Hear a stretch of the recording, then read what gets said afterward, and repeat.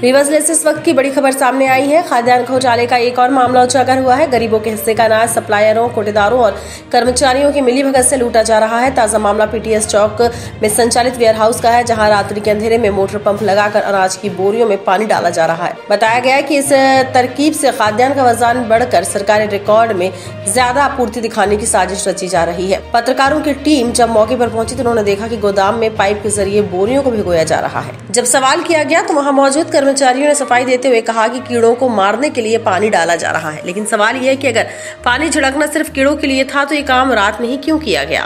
किस केस में आप सिंचाई करवा रहे हैं? कहाँ ले जा रहे हैं ये पाइप? कहाँ ले जा रहे हैं पाइप? काहे के लिए लगाए थे? काहे के लिए पाइप लगाए थे? किस चीज के लिए यहाँ लगाए थे आप? कीड़ा जैसा लग जाती दवाई मनी डालते हैं क्या?